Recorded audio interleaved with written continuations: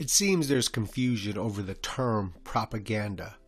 For some reason, many people think propaganda in itself is a negative thing or a misleading thing.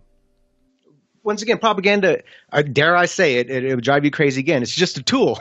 It's who's wielding the propaganda. Propaganda in itself is not a negative thing. It's just a repetitive message that you're trying to convince. No, propaganda is a terrible thing. Propaganda is a terrible thing. You're a propaganda for the free market. I mean, it's the same thing. What? You have repetitive. But that couldn't be further from the truth. What propaganda is a process. It's who and for what is using this process, which dictates if the propaganda is honest or dishonest, if it is good or bad. So to help us understand the process of propaganda, we'll call on Edward Bernays and his work entitled Propaganda. Now, Edward Bernays was the nephew of Sigmund Freud, and he probably can be credited with being the forefather of modern propaganda. There's a documentary that can be found on YouTube by the BBC entitled The Century of the Self, which the first part of that series goes specifically into Edward Bernays and who he was and how he succeeded. And succeed did he ever. He became very rich and very well respected for applying his methods of propaganda. Now, what he applied was nothing that he invented and nothing that had not been known and used, for God knows how long. Who knows when the first propaganda method came about. But it was definitely something in the modern age that Edward Bernays turned into his science by using his uncle's belief in tantalizing the id of the human character, the primitive brain, the urges, that messages could be put across and accepted, products could be sold, people could be enticed to political messages or commercial products, whatever it may be, by focusing the message towards man's irrational side, his emotional side, his base desires. So Bernays, he was born in 1891 and he died in 1995. So he was 103 when he died. So he lived a pretty damn long life. More than most of us could hope for, that's for sure. So let's get into a little bit of what he says here. First, he sets the scene for what it is and what's going on, whether people realize it or not. We are governed. Our minds are molded. Our tastes formed. Our ideas suggested. Largely by men we have never heard of. This is a logical result of the way in which our democratic society is organized. Vast numbers of human beings must cooperate in this manner if they are to live together as a smoothly functioning society. Our invisible governors are, in many cases, unaware of the identity of their fellow members in their inner cabinet. They govern us by their qualities of natural leadership, their ability to supply needed ideas, and by their key position in the social structure. So he's starting off saying, listen, whether you realize it or not, most of the decisions you make in your life are governed by a select elite. And, most people don't want to comprehend that. They want to think there are these very rational actors and, they can think themselves out of everything and they're aware of everything and everything they make is simply or organic from them. There's no influence from anything else. This is absurd. Just look in the society we live in America. Why do we have only two political parties? Why within, a country with 300 million people, we remain a two political party system? It's because this is what's been presented, offered, and put forth and simply accepted. Even though there's a vast variety of ideas out there, vast varieties of political opinions and directions mankind can go, but yet we're reduced to these two shithole decisions, right or left, Republican or Democrat, liberal or conservative. And of course, like he explains, the politicians will rise to the top of that. The masters at rhetoric, usually you're going to find lawyers in Congress, they will rise to the top of that, of course. This is a structure built specifically for them to rise. So this is the reality. Mankind, especially mass man, is influenced through propaganda and even other means of getting messages or intentions across. Whatever attitude one chooses to take towards this condition, it remains a fact that in almost every act of our daily lives, whether in a sphere of politics or business, in our social conduct or our ethical thinking, we are dominated by the relatively small number of persons, a trifling fraction of our 120 million. This is back in the early 1900s when he's saying 120 million, which makes me want to go into a rant at the population explosion, but I won't. A trifling fraction of 120 million who understand the mental processes and the social patterns of the masses. The Gustav Le Bon book, The Crowd, the video I did on that would be good to check out if you want to get into herd mentality, mass thinking. It is they who pull the wires which control the public mind, who harnessed old social forces and contrive new ways to bind and guide the world. There is consequently a vast and continuous effort going on to capture our minds in the interest of some policy or commodity or idea. It might be better to have, instead of propaganda, a special pleading, committees of wise men who would choose our rulers, dictate our conduct, private and public, and decide upon the best type of clothes for us to wear and the best kinds of food for us to eat. But we have chosen the opposite method, that of open competition. We must find a way to make free competition function reasonable smoothness. To achieve this, society has consented to permit free competition to be organized by leadership and propaganda. So things are regulated through successful people using methods of propaganda to put forth common ideas or desires for common commodities. This invisible intertwining structure of groupings and associations is the mechanism by which democracy has organized its group mind and simplified its mass thinking. To deplore the existence of such a mechanism is to ask for society such as never was and never will be. It is the purpose of this book to explain the structure of the mechanism which controls the public mind, and to tell how it is manipulated by the special pleader who seeks to create public acceptance for a particular idea or commodity. It will attempt at the same time to find the due place in the modern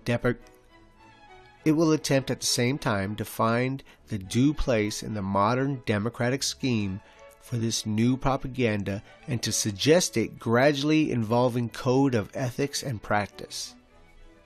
So he's going to lay forth what is propaganda, the steam engine, the multiple press, and the public school.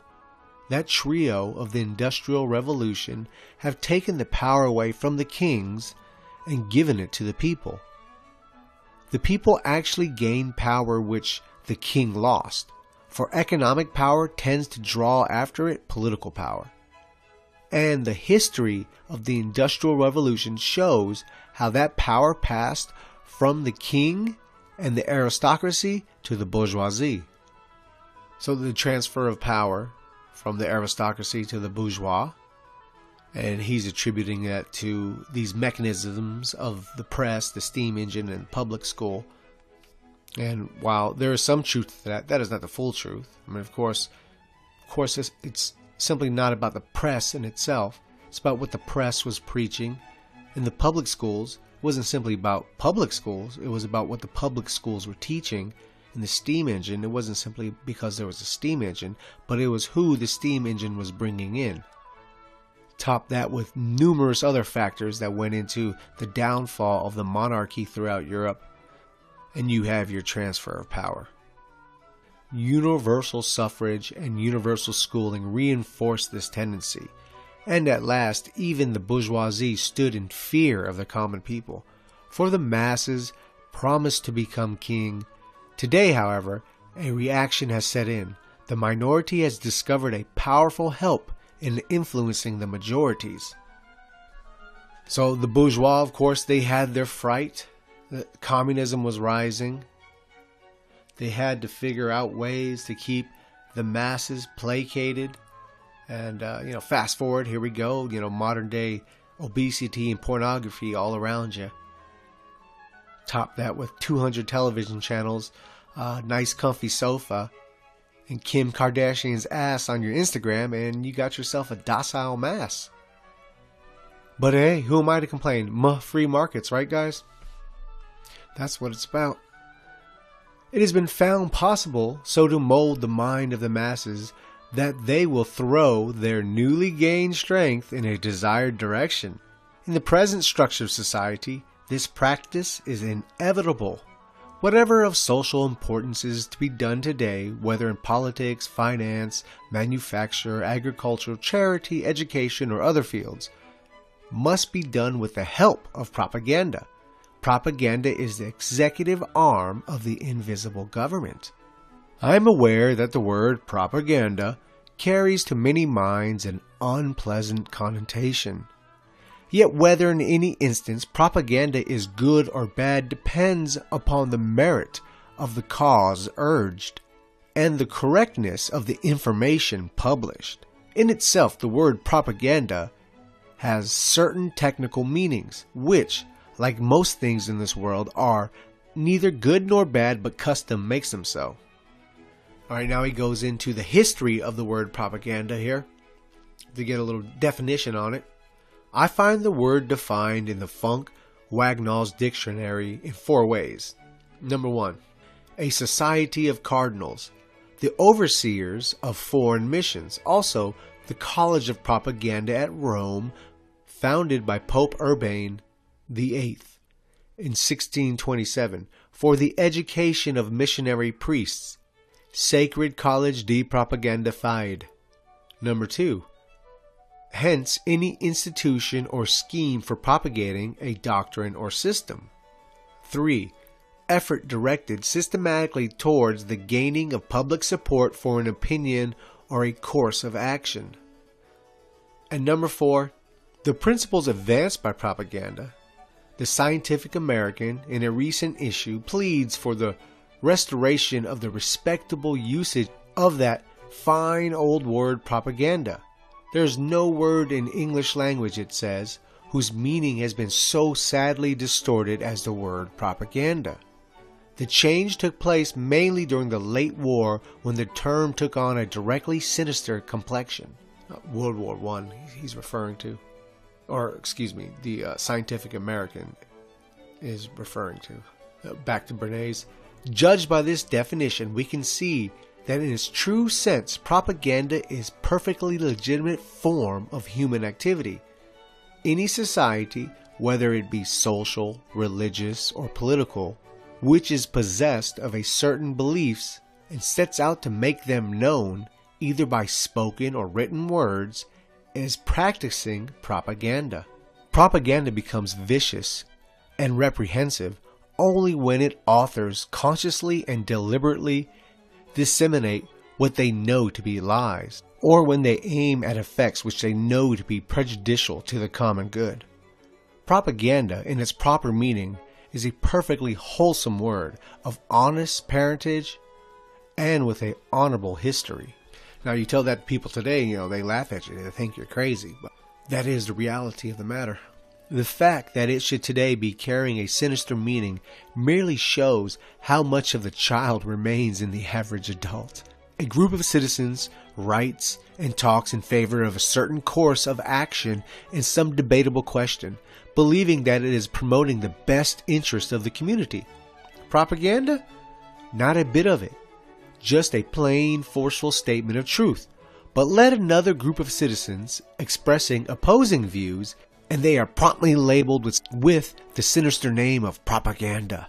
Formerly, the rulers were the leaders. They laid out the course of history by the simple process of doing what they wanted. And if nowadays the successor of the rulers, those whose positions or ability gives them power, can no longer do what they want without the approval of the masses, they find in propaganda a tool which is increasingly powerful in gaining that approval.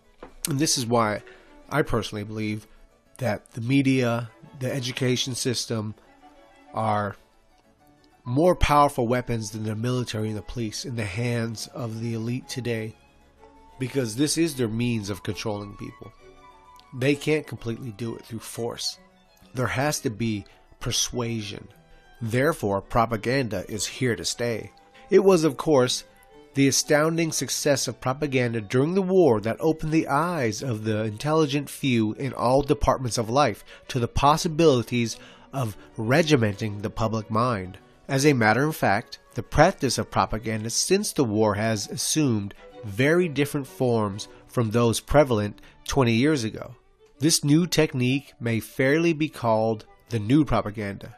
It takes account not merely of the individual, nor even of the mass mind alone, but also and especially of the autonomy of society, with its interlocking group formations and loyalties.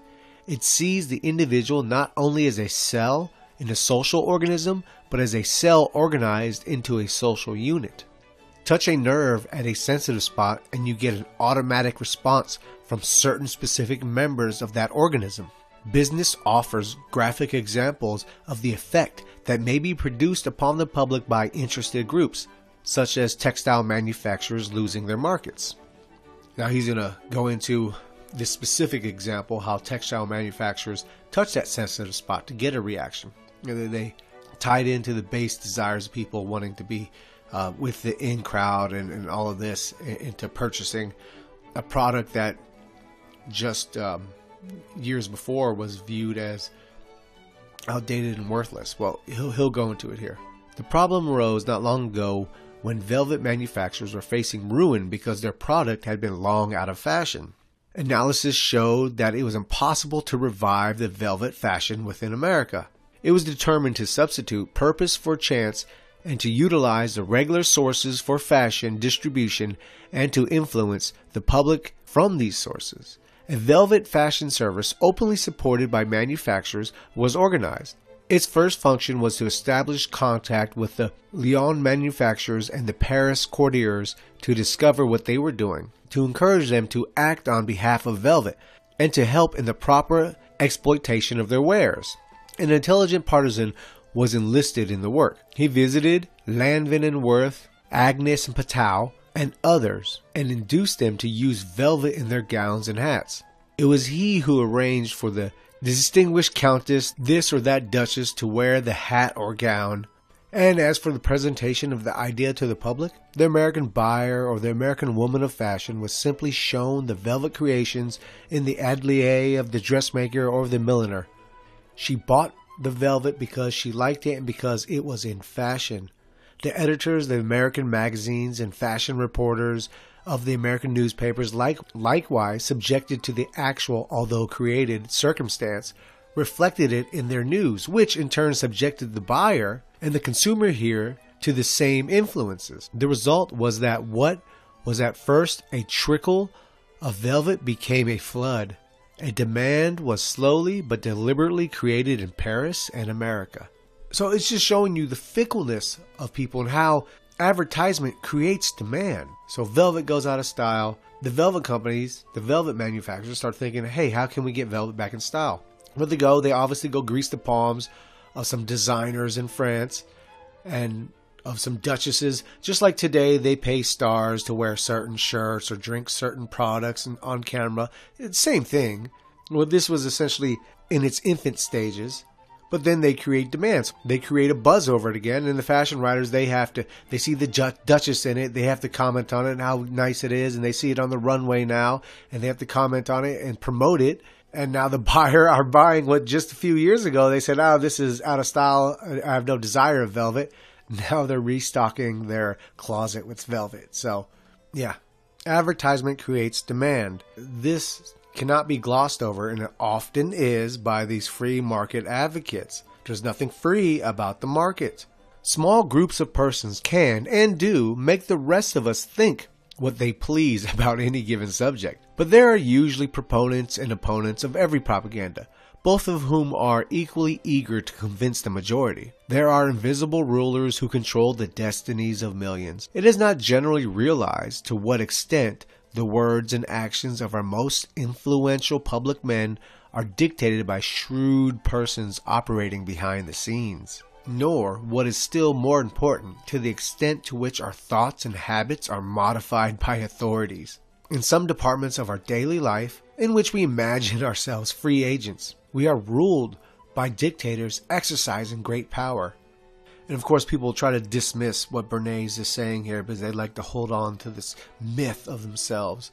But let us not forget, not only did Bernays make himself a very financially successful person, he made a lot of other people that followed his methods very, very successful. Another good book to check out is Confessions of an Advertisement Man, which also goes into everything Bernays put forth.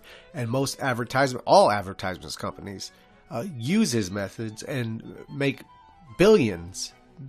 So, every time you turn on the television and you see a commercial of a broad in a bikini eating a burger, selling you a hamburger, you could thank Bernays for that. Many different aspects of your desires and psyche are being addressed with these carefully planned presentations. The idea of invisible government is relative.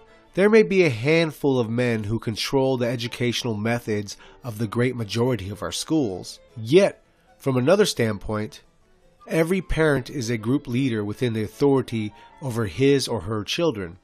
Now, which would make sense to why you want to destroy the nuclear family, why divorce is up, why both parents are typically working. You want to make sure all the control is out the way. That the kids aren't getting propaganda from their parents, but only through the media and the education system, or mainly through the educational system and the media. So that doesn't even hold true what he's trying to say, that there's a balance and a level. But he's surprisingly forthright, and I haven't gone into this in video, but he worked for the government. He was making press releases for the government. He was so successful, they brought him on.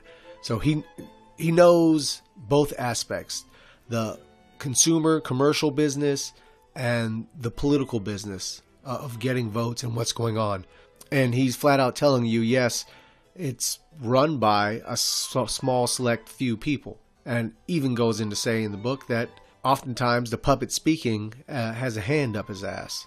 The invisible government tends to be concentrated in the hands of the few because of the expense of manipulating the social machinery which controls the opinions and habits of the masses. To advertise on a scale which will reach 50 million persons is expensive. To reach and persuade the group leaders who dictate the public's thoughts and actions is likewise expensive.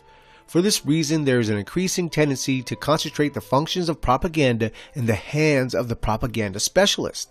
This specialist is more and more assuming a distinct place and function in our national life. So the question naturally arose, if we understand the mechanism and motives of the group mind, is it not possible to control and regiment the masses according to our will without their knowing it? The recent practice of propaganda has proved that it is possible, at least up to a certain point and within certain limits. Mass psychology is as yet far from being an exact science, and the mysteries of human motivation are by no means all revealed. But at least theory and practice have combined with sufficient success to permit us to know that in certain cases we can effect some change in public opinion with a fair degree of accuracy by operating a certain mechanism. Just as a motorist can regulate the speed of his car by manipulating the flow of gasoline. Propaganda is not a science in the laboratory sense, but it is no longer entirely an empirical affair that it was before the advent of the study of mass psychology. It is now scientific in the sense that it seeks to base its operations upon the finite knowledge drawn from direct observation of the group mind and upon the application of principles which have been demonstrated to be consistent and relatively constant. The modern propagandist studies systematically and objectively the material with which he is working in the spirit of the laboratory. Studying a segment of the population. How can I get this message out to them? How can we win the votes of the blacks here and the Hispanics here and the whites here? How do we tailor our message to these three different groups? Propaganda, like economics and sociology, can never be an exact science for the reason that its subject matter, like theirs, deals with human beings. If you can influence the leaders, either with or without their conscious cooperation, you automatically influence the group which they sway. Very interesting there. Very, a lot of telltale of why the leaders, the stewards of this society essentially, are often targeted, bribed, worked over. And what I like about the book, he's just flat out telling you the method that takes place. Why these people are targeted. Because this is your best chance of getting their base also. But men do not need to be actually gathered together in a public meeting or in a street riot to be subject to the influences of a mass psychology. Because man is by nature gregarious. He feels himself to be a member of the herd, even when he is alone in his room with the curtains drawn. His mind retains the patterns which have been stamped on by his group influences. Trotter and Le Bon, I mentioned Le Bon earlier, he's in the links, concluded that the group mind does not think in the strict sense of the word. In place of thoughts, it has impulses, habits, and emotions. In making up its mind, its first impulse is usually to follow the example of the trusted leader. Men are rarely aware of the real reasons which motivate their actions. A man may believe that he buys a motor car because, after careful study of the technical features of all the makes on the market, he has concluded that this is the best. He is almost certainly fooling himself. He bought it perhaps because a friend whose financial acumen he respects bought one last week, or because his neighbors believed he was not able to afford a car of that class, or because its colors are those of his college fraternity.